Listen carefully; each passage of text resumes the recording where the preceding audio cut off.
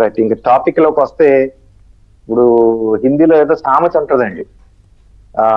రాజా నంగా గోమరాయ్తో ఉస్కా పరివార్ క్యా కరేగా అని. అంటే రాజు ఇప్పుకు తిరుగుతుంటే ఆ చుట్టూ ఉన్న సైన్యం కప్పుకు తిరుగుద్దా అనేది అనమాట అండి. ఆ సీట్ లో కూర్చున్న ఇప్పుడు పులివెందుల ఎమ్మెల్యే గారు గతంలో సీట్ లో కూర్చున్నప్పుడు ఆయనకు అలవాటైన పనులు ఏది దేన్నైనా దోచుకు తినడం అనేది. అంటే ఇక్కడ ఇద్దరు కౌన్ నంగా గూమ్ రహే హై. రాజు అప్పట్లో రాజు, ఇప్పుడు పులివెందుల పులివెందుల ఎమ్మెల్యే గారు. సో ఆయనకు అలవాటు పీకల్ ఏంటి దోచుకు తినడం అనేది. ఇప్పుడు కాదండి, గతంలో వారి తండ్రి గారు కూడా సీఎం గా ఉన్నప్పుడు చేసిన పనులు అనేవే కదండి. ఆ సూట్ కేసులు మోసినందుకో లేదా మోసిన వాళ్లకో అలవాటు పడిన వారికే మళ్ళీ ఈ ప్రభుత్వం వచ్చాక కూడా కొంతమంది అక్కడ నియమించారు. సో వాళ్ళకు కూడా ఇదే లైన్ లో పనిచేస్తారు. పని చేయకపోతే వాళ్ళకి ఇంకా అంటే బ్రతుకు లేదు.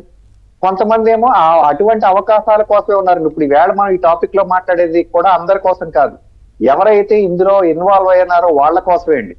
మీరు చూస్తే పై నుంచి కింద దాకా కూడా అందరూ ఏదైనా చీఫ్ సెక్రటరీ గారు గతంలో, డీజీపీ గారు గతంలో, ఈ అందరినీ కూడా తొలగిస్తేనే అంటే ఇందాక మన రావు గారు చెప్పినట్టు ఎలక్షన్ కమిషనే కొంత ప్రక్షాళన చేసిన తర్వాత స్టెప్ ప్రక్షాళన ఇప్పుడు స్టార్ట్ అయిందండి. ముందు నుంచి కూడా అందరితో పాటే ప్రతిపక్షంలో భారతీయ జనతా పార్టీ కూడా చెప్తూ వస్తుంది, ఈ మైన్స్ ల్యాండ్స్ ఇవన్నీ గ్రాప్ చేసుకుంటూ వాళ్ళు ఇష్టం వచ్చినట్టు దోచుకు తినేస్తున్నారండి. ఆయన పీకల్లో కేసుల్లో కూరుకుపోయాడు, రాష్ట్రాన్ని పీకల్లో తప్పుల్లో కూరుకుపోయేలా చేశాడు. కానీ ఆయన మాత్రం ఇంకా దోచుకు తిన్నారండి. ఆ దోచుకు తిన్న వాళ్ళలోనే ఒక్కొక్కళ్ళు బయటకు తీస్తున్నారు అనమాట. ఫస్ట్ అన్నిటికన్నా ముందు ఎవరినంటే వైన్స్ వాసుదేవరెడ్డి గారు, ఇప్పుడు మైన్స్ వెంకటరెడ్డి గారు, ఇలా ఒక్కొక్కళ్ళు బయటకు తీసి వాళ్ళు పక్కన పెడుతున్నారండి. ముందు పై స్థాయి ప్రక్షాళన అయిపోయింది. సిఎస్, డీజీపీ, ఎస్పీలు, నిన్న వచ్చేటప్పటికి డిఎస్పీలు పక్కన, డిఎస్పీలో కొంతమందిని పక్కకు తీశారండి. ఆ పక్కకు తీసిన వారిలో కూడా మీరు గమనించాలి, ఆల్మోస్ట్ 90% సిఐడిలో ఉన్న వాళ్ళు ఉన్నారండి. అసలు ఏంటంటే ఈ కథ అంతటికి కూడా బయటికి రానివ్వకుండా కప్పేసి మూసేసి బయట పెడకుండా చేసిందంతా కూడా వీళ్ళే. అందుకనే వాళ్ళ మీద అంత గట్టిగా ఉక్కుపాదం మోపి వాళ్ళని పూర్తిగా ఎక్కడ పోస్టింగ్ లేకుండా పక్కన వేశారు చంద్రిక్ గారు. అసలు ఎంత దారుణం అంటే ఓ పక్కన ఇలా జరుగుతుంటే ఏదో విధంగా డైవర్ట్ చేయాలని చూస్తున్నారు. ఈ రాష్ట్రంలో ఇలా జరిగిపోతుంది, అలా జరుగుతుందని. దేనికి పులివెందుల ఎమ్మెల్యే గారు కానీ వారి కింద ఉన్న గతంలో పనిచేసిన మినిస్టర్లు ఎవరో కూడా ఏంటి అంటే ఈ పులివెందుల ఎమ్మెల్యే గారు తిరుగుతున్నారు కానీ చుట్టూ ఉన్న రాజ్యసభ సభ్యులు కానీ గతంలో పనిచేసిన మంత్రులు కానీ ఎవరో కూడా ఈయన సపోర్ట్ ఇవ్వట్లేదు. ఏదో ఏదో నిన్న వచ్చారు ఒక సకల శాఖ మంత్రి గారు సుపుత్రుడు వచ్చి రాష్ట్రం అప్పుడే 15,000 కోట్లు అనుకుంటాడు ఆయన అన్నది. 15,000 కోట్లు అప్పులు వచ్చేసింది. ఏమంటే అసలు వాళ్ళు దిగేటప్పటికి ఎంత ఉంది అప్పు?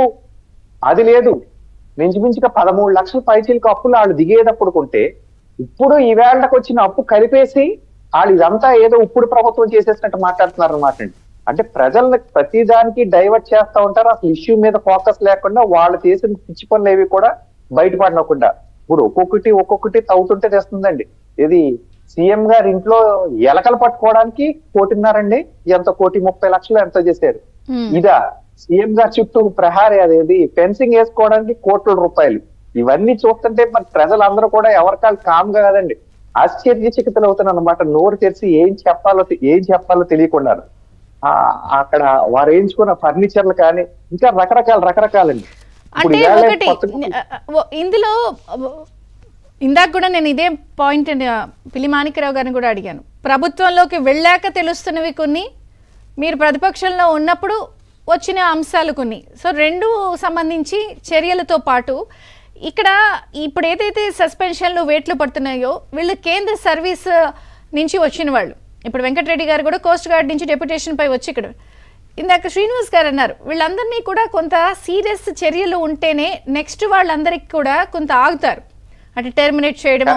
మీరంతా కూడా ఏమైనా బీజేపీ చొరవ తీసుకుని ఈ అంశం విషయంలో ఏమైనా యాక్షన్ చేయమని తీసుకోమని రిఫర్ చేస్తారా? కాదండి, 100% ఫస్ట్ నుంచి కూడా వీళ్ళల్లో ఎవరైతే ఉన్నారో మా రాష్ట్ర అధ్యక్షులు ఇప్పుడు కాదండి అప్పుడే లెటర్లు రాయడం జరిగింది. ఏమంటే ఇక్కడ కొంతమంది అధికారులు వీళ్ళు సపోర్ట్ చేస్తున్నారు, ఇక్కడ ఈ లిక్కర్ ఆటల్లో కూడా భారీ స్థాయి కుంభకోణాల్లో ఉన్నాయని అప్పట్లోనే లెటర్ రాయడం జరిగింది. కాకపోతే అప్పుడు ఏంటంటే ఆ గవర్నమెంట్ ఉంది కాబట్టి దబాయించింది. ఇప్పుడు బయటకు వస్తుంటే వీటిలన్నిటి కూడా ఖచ్చితంగా పై స్థాయిలో యాక్షన్స్ ఉంటాయని మనం ఎక్స్పెక్ట్ చేయాలండి. ఎందుకంటే ఇక్కడ ఉన్నది కూడా మేము కూడా పార్ట్ ఆఫ్ ది గవర్నమెంట్, విడిగా లేవు కదండి, ఎన్డీఏ గవర్నమెంట్ లో భాగమే ఉన్నాం. ఖచ్చితంగా దానిపైన యాక్షన్స్ ఉంటాయండి. ఇంకా ఇందాక ఏదో చెప్పండి, ఖచ్చితంగా ఇంకోటి వీళ్ళకి ఏంటంటే సస్పెండ్ అయిన అవ్వాలి, లేదా కొంతమంది సరెండర్ అయిపోవాలి. ఇప్పుడు చూడండి, కొంతమంది ఆఫీసర్ ఎవరో ఒక డిఎస్పీ గారు ఆర్ఆర్ఆర్ గారిని మీద అరెస్ట్ చేసిన ఆయన రాష్ట్రంలో కీలకంగా పోషించనే మళ్ళీ ఆయన ఏరియాకి డిఎస్పీకి వెళ్ళారు. రోజు పొద్దున్నే లేస్తే ఆయనకి వెళ్ళి గుడ్ మార్నింగ్ చెప్పే విధంగా ఇలా కొన్ని చూస్తే ఫన్నీ కూడా ఉంటాయి. కానీ అటువంటి పనిష్మెంట్లు క్షమాభిక్ష పెట్టినట్టు కాదండి, ఒక రకమైన పనిష్మెంట్, తెలియని పనిష్మెంట్ అండి. ఆయన ఏరియాకి వెళ్ళి పొద్దున్న ఎమ్మెల్యే గుడ్ మార్నింగ్ చెప్పడం, గతంలో అరెస్ట్ చేసి పట్టుకున్నాయని. రైట్.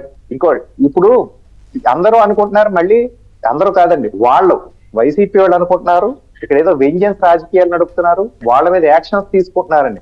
ఏమంటే వెంజన్స్ రాజకీయాలు అయితే మేము నడపట్లేదు, ఖచ్చితంగా యాక్షన్స్ మాత్రం తీసుకుంటున్నారు. ఎందుకంటే ఇది ప్రజలకు సంబంధించిన సమస్యలు అయ్యి సాల్వ్ చేయాల్సిన సీట్ లో వాళ్ళు ఉన్నారండి. గతంలో కూడా మనం మాట్లాడుకున్నాం, ఇక్కడ ఎమ్మెల్యేలో ఎంపీలో వీళ్ళంతా ఏంటంటే ప్రజలకు పనులు సరిగ్గా జరగకపోతే వాళ్ళ కోసం ప్రశ్నించి ఆ సీట్ లో ఉన్న వాళ్ళ చేత పనులు చేయించే విధంగా చేయడం కోసమే ప్రజాప్రతినిధులు ఉన్నారు. కానీ పూర్తిగా పనులు చేయాల్సింది, ప్రజలకు రక్షణ కల్పించాల్సింది అందరూ కూడా ఐఏఎస్ ఐపీఎస్ ఆఫీసర్లే. వాళ్లే కరప్ట్ అయిపోయి వాళ్లే పూర్తిగా ఒక పార్టీకి అనుకూలంగా వాళ్ళు దోచేసుకున్న వాటికి అనుకూలంగా పనిచేస్తుంటే ఇంకా సిస్టమ్ ఎక్కడ ఉందండి? సో సిస్టమ్ స్ట్రీమ్ లైన్ చేస్తున్నారు తప్పితే ఎక్కడా కూడా డీవియేట్ అవ్వట్లేదు. కొంతమంది కొన్ని అనుకున్నా కానీ ఖచ్చితంగా మాత్రం చాప్ చేసి సిస్టమ్ అందరినీ స్ట్రీమ్ లైన్ చేస్తారండి. పైనుంచి మీరు అన్నారు చూసారా, సరెండర్ చేశాక అదే పైకి వెళ్ళాక యాక్షన్స్ తీసుకోవాలని. ఇక్కడ నుంచి చంద్రబాబు నాయుడు గారు ఎవరన్నా పైకి పంపితే వాళ్ళ మీద ఒక చిన్న లెటర్ రాసినా వాళ్ళ మీద యాక్షన్ తీసుకుంటారు. అలాగే వారికి కావాల్సి ఇక్కడ ఐపీఎస్ ఆఫీసర్లు ఏమైనా కొరత ఉంటే పైనుంచి తీసుకొచ్చి ఇక్కడ పని చేయించడానికి కూడా పైనుంచి తీసుకొస్తున్నారు, లేదా పక్క రాష్ట్రం నుంచి కొత్తగా డెప్యూటేషన్ మీద తీసుకొచ్చారు మన డిప్యూటీ సీఎం గారు. అలాగే అధికారులు కూడా తీసుకొస్తున్నారు. మొత్తం అంతా కూడా ఏపీని గాడిలో పెట్టి ఏపీకి గతంలో నష్టపోయి ఒక 5 ఏళ్ల పాలనలో